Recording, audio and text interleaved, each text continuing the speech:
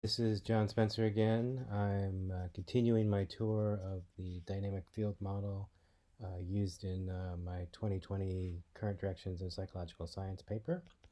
In the previous videos, I walked through how to set up simulation of dynamic field models using the Cosavina framework or platform. I've also done a quick tour of the simulator file and the graphical user interface that I used in the model. So this video is going to focus in on the BAM file, which again stands for Batch-Auto-Multicore. This is basically kind of like the mainline part of the simulator. It embeds the model in a particular task. So I'm just going to walk through the key elements that you need to basically reproduce the two simulation figures in the paper. Okay, when you set up a typical BAM file for a dynamic field simulator, you often have to define some parameters up front, like the field size, the width of excitation, and the width of inhibition in my case. Then you need to embed the model in a particular task. In the simulations I wanted to run for this paper, I was interested in the model's ability to maintain a working memory for 1, 2, or 3 items.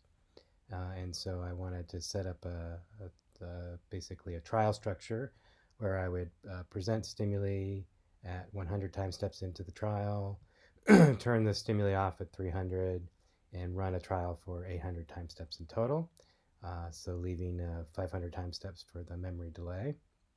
The question was whether the model would maintain a peak for one of the items, for example, or 2 of the items for the older model.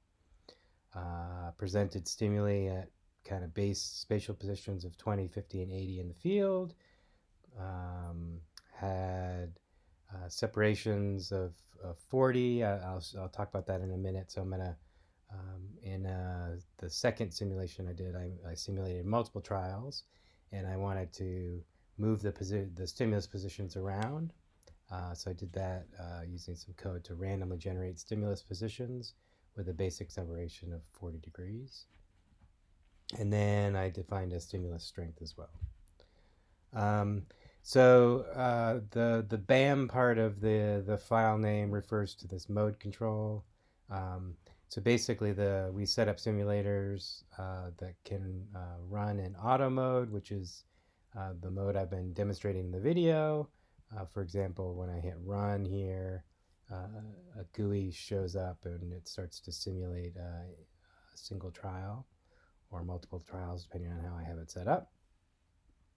So this is what we call auto mode, where the model basically runs through whatever experimental situation you set it up with.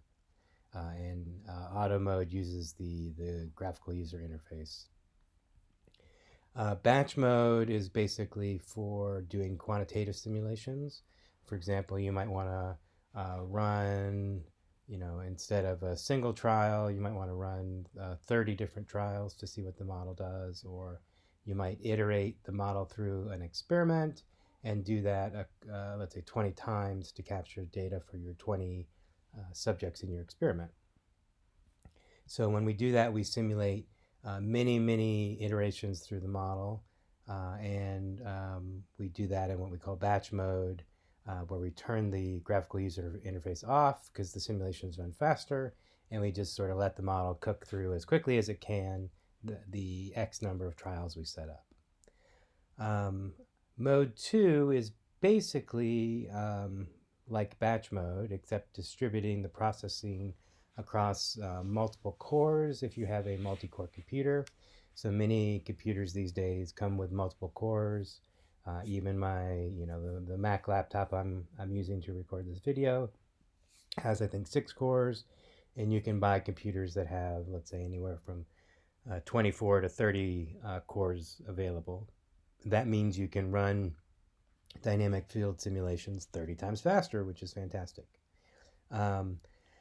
Historically, we had distributed processing across a single core, and so we had developed batch mode, and so multi-core is option 2 because that's the most recent modal option we have developed for dynamic field simulations.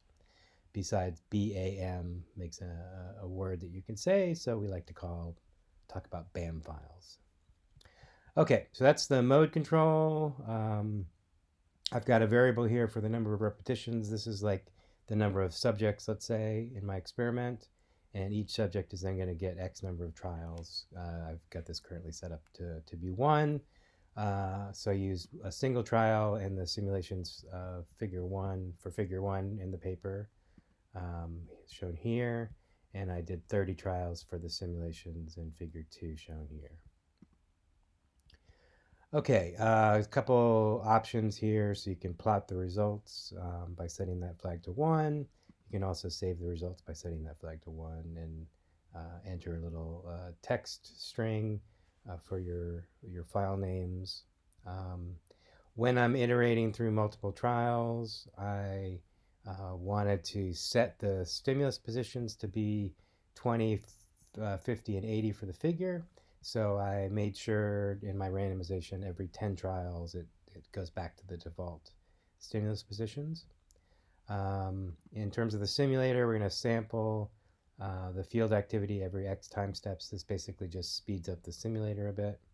And based on the sampling rate, that defines how many samples I need to store when I'm storing the field activities. All right, next up, I create the simulator by calling the sim file and running the siminit command. Next, if I'm running in auto mode, I initialize the GUI by calling the GUI file and running the GUI init command. Again, we only do that in auto mode because it runs faster in batch mode if you don't have the GUI on. I threw in some code here to specify the random number, the seed for the random number generator. That's kind of not really necessary for this paper, so I'm going to skip that. Some code to save the results, and then we kind of hit the simulation proper. So the first thing I do here is I load settings from a previous model that I wanted to start with. So this basically is the equivalent if I'm running in the GUI and I hit the parameters file and I load a parameters file here. That's the same thing as saying sim.load settings. So that imports particular parameters.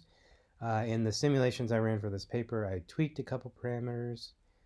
In particular, a key thing I manipulated in the figures in the paper was I changed the local excitation from relatively weak for the young infant model to a little bit stronger for the middle development model or the child model to a little bit stronger for the adult model.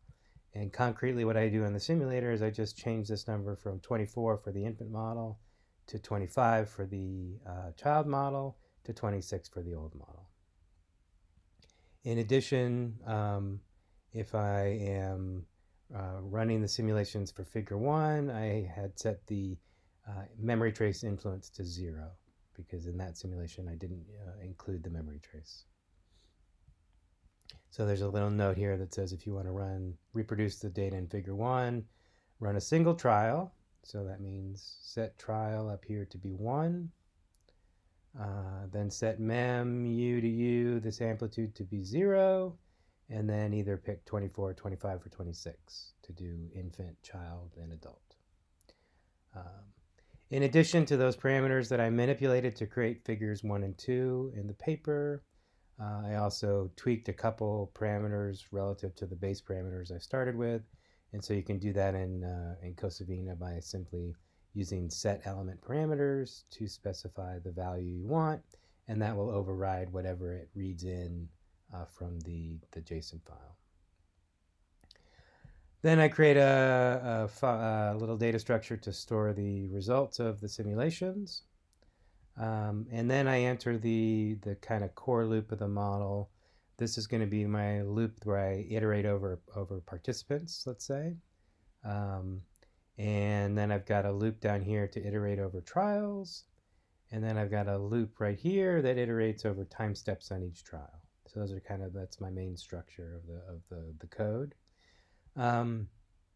Put in a little note here that talks about if you're going to run in multicore or mode 2, basically you have to switch and comment out this for loop and uncomment out this par4 loop, which basically is what the way MATLAB knows you want to run this in using the parallel processing toolbox, which is pretty cool because, as I said, it runs things. Let's say I can run 30 simulations in the time it takes to run one simulation.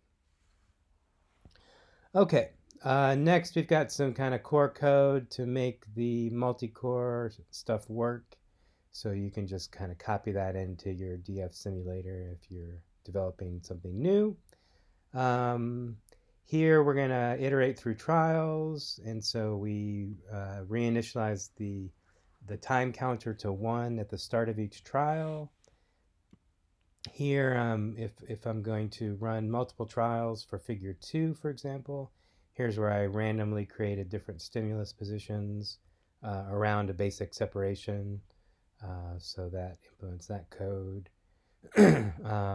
But if every 10 trials, I set the stimulus position to be the default position, so I could visualize that in the figure for the paper. Here's the main simulation loop that runs the dynamic field simulation. So we're going to simulate from basically time 1 to time 800 for every trial. We're going to then, let's set this up to run 30 trials. Or actually, let's just say 3 trials. And let me pause the simulator because it's currently running. Actually, let me just visualize and I can quit out of that and rerun it. Okay, there we go. Quit debugging. Okay, so I'm just running the simulator here, and just to give you a sense of what happens when I run for multiple trials. Just going to let this go. So this is the first trial where I present 3 items. I had set it up to be, let's see, I think a young infant model. So it's actually doing a little bit better than in the paper on this particular trial because it remembers 2 items instead of just 1. And then you can see the floor goes out. I reset the field activity to kind of wipe out those peaks. And now I'm going to present 3 different stimuli. You can see one gigantic peak emerging here. That's likely because I've got 2 stimuli that randomly ended up being close to each other, and then a single stimulus over here. And so in this case, it looks like there's simply 2 stimuli presented, but there's actually 3. They're just 2 of them are very close and hard to distinguish from the model. Okay, I'm going to pause it there because it's really slowing down. The thing I wanted to highlight was the resetting of the field after every trial. That's done here where I basically set the stimulus amplitude to be really, really small. That drives the field activities to a very tiny value, and it wipes out any self-sustaining peaks at the end of that trial, so that when I start the next trial, I'm starting from kind of a fresh slate. The next little bit of code here turns the inputs on and off. We've got some kind of standard code that just checks if you're running the GUI. It checks to see if you've pushed any buttons and you want to do any of that stuff. And so then it's going to iterate through all the trials and time steps that you set it up with, store the results, save the results if you wanted to, and then do kind of a cool little shadow plot of the results at the end. And that is basically everything. So that kind of concludes the walkthrough of the BAM file. I hope you've enjoyed these videos, and hopefully it's time to play with the simulator and enjoy. Thanks.